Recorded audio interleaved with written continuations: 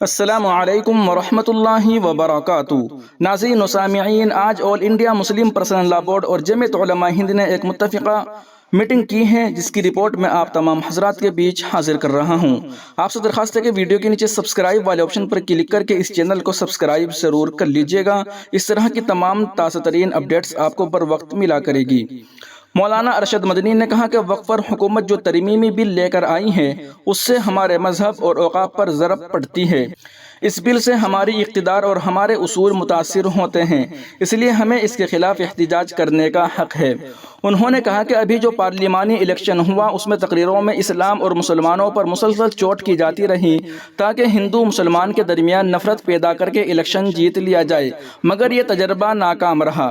خوشی کی بات یہ ہے کہ ملک کے عوام نے، جس میں تمام مذاہب کے ماننے والے شامل ہیں، اس ایجنڈے کو مسترد کر دیا۔ اس طرح بی جے پی جو پارلیمنٹ میں تنہا اکثریت میں ہوتی تھی، اقلیت میں آ گئی، اسے شکست کا منہ دیکھنا پڑا۔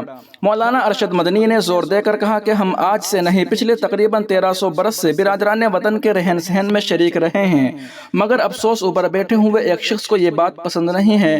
سیاسی کامیابی کے لیے ہندو مسلم کی سیاست کو ہی وہ ایک کارگر تحربہ تصور کرتا ہے۔ انہوں نے وضاحت کی کہ یہ مسئلہ وقف کے تحفظ کا نہیں ہے، ملک کے آئین کے تحفظ کا ہے۔ یہ وہ سیکولر آئین ہے جس کے لیے ہمارے اکابرین 150 سال تک ملک کو غلامی سے آزاد کرانے کے لیے قربانیاں دیتے رہے۔ چنانچہ ہم کہہ سکتے ہیں، اور یہی حقیقت ہے، کہ ملک کا سیکولر آئین جمعیت علماء ہند کے اکابرین نے بنوایا ہے۔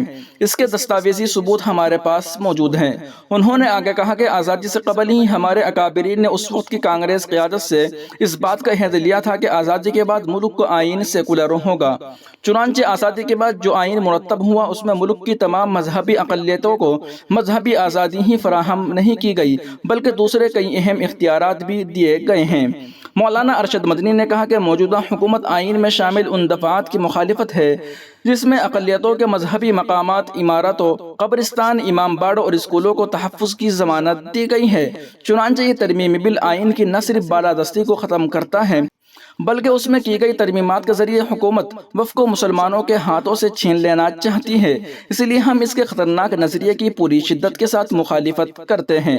انہوں نے یہ بھی کہا کہ ہندو مذہبی مقامات کی دیکھ بھال اور تحفظ کے لیے جو شرائن بورڈ تشکیل دیا گیا، اس کے لیے صاف طور پر یہ وضاحت موجود ہے کہ جین، سکھ یا بودھ اس کے ممبر نہیں ہوں گے۔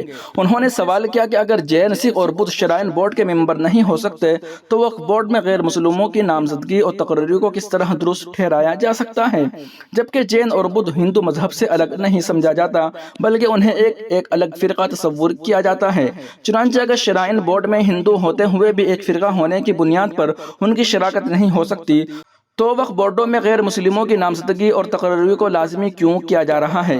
صحافیوں کے ذریعے پوچھے گئے سوالات کا جواب دیتے ہوئے انہوں نے یہ وضاحت کی کہ یو پی، کیرالہ، کرناٹک، تمل ناڈو، آندھرا پردیش وغیرہ میں ایسے قوانین موجود ہیں کہ ہندو مذہب کی املاک کے امور کا انتظام کرنے والوں کا ہندو مذہب کا پیروکاروں ہونا ضروری ہے۔ جس طرح ہندوؤں، سکھوں اور عیسائیوں کے مذہبی امور میں کسی دیگر مذہبی طبقے کی مداخلت نہیں ہو سکتی ہے، تو ٹھیک اسی طرح وقف کی جائیدادوں کا انتظام بھی مسلمانوں کے ہی ذریعے ہونا چاہیے۔ اس لیے ہمیں کوئی ایسی تجویز اوقاف کے نظام میں ہرگز قبول نہیں ہے۔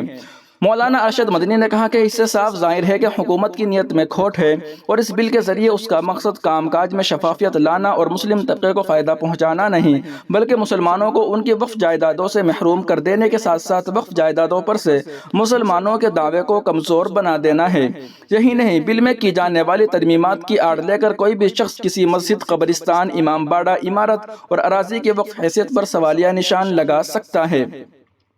مولانا ارشد مدنی نے یہ بھی کہا کہ اس طرح کے نئے تنازعات کا ایک لامتناہی سلسلہ شروع ہو سکتا ہے، اور ترمیمی بل میں موجود مسلمانوں کی کمزور قانونی حیثیت کا فائدہ اٹھا کر وقف جائیدادوں پر قبضہ کرنا آسان ہو سکتا ہے۔ انہوں نے یہ بھی کہا کہ ہم ایک دو ترمیم کی بات نہیں کر رہے ہیں، بلکہ بل کی زیادہ تر ترمیمات غیر آئینی اور وقف کے لیے خطرناک اور تباہ کن ہیں۔ دوسرے، یہ بل مسلمانوں کو دیے گئے آئینی اختیارات پر بھی ایک حملہ ہے۔ آئین نے اگر ملک کے ہر شہری کو مذہبی آزادی اور یکساں حقوق دیے ہیں، تو وہیں ملک میں آباد اقلیتوں کو بعض خصوصی اختیارات بھی دیے گئے ہیں، اور ترمیمی بل ان تمام اختیارات کے مکمل طور پر نفی کرتا ہے۔ آخر میں مولانا ارشد مدنی نے حیرت کا اظہار کرتے ہوئے کہا کہ وقف ترمیمی بل 2024 کے تحت تجویز دی گئی ہے کہ موجودہ ایکٹ کے تجویز سیکشن 40 کو سرے سے حذف کر دیا جائے، جبکہ اوقاف پر 2006 مشترکہ پارلیمانی کمیٹی اور جسٹس سچر کمیٹی نے رپورٹ کیا تھا کہ بڑی تعداد میں وقف کی جائیدادوں پر ناجائز قبضہ ہے، اور اسی سچر کمیٹی رپورٹ کا حوالہ موجودہ حکومت بھی دے رہی ہیں۔ لیکن اس کے باوجود 2024 کے بل میں تجویز کی گئی کہ ریاستی وقف بورڈ کو یہ حق نہیں دیا جائے گا کہ ان جائیدادوں کی نشاندہی کرے جس پر ناجائز قبضہ ہے، اور ان کی بازیابی کے لیے کوشش کرے۔ حکومت کی یہ تجویز اوقاف کے وجود کے لیے انتہائی نقصان دہ ہے۔ ایک اور سوال کے جواب میں مولانا ارشد مدنی نے صاف گوئی سے کہا کہ پچھلے 10 برسوں کے دوران ملک کی اقلیتوں بالخصوص مسلمانوں کو پیٹھ سے لگا دینے اور یہ باور کرانے کے لیے اب بحیثیت شہری ان کے کچھ بھی حقوق اور اختیارات نہیں رہ گئے ہیں۔ کئی قوانین جبریہ طور پر لائے اور نافذ کیے گئے ہیں۔ یہ وقف ترمیمی بل بھی ان میں سے ایک ہے جسے کسی بھی طرح منظور کروا کر مسلمانوں پر جبراً لاگو کرنے کی سازش ہو رہی ہے، جسے ہم قبول نہیں کر سکتے۔ ناظرین و سامعین، اس رپورٹ کو آپ سن اور دیکھ رہے تھے محسن اسلام یوٹیوب چینل پر۔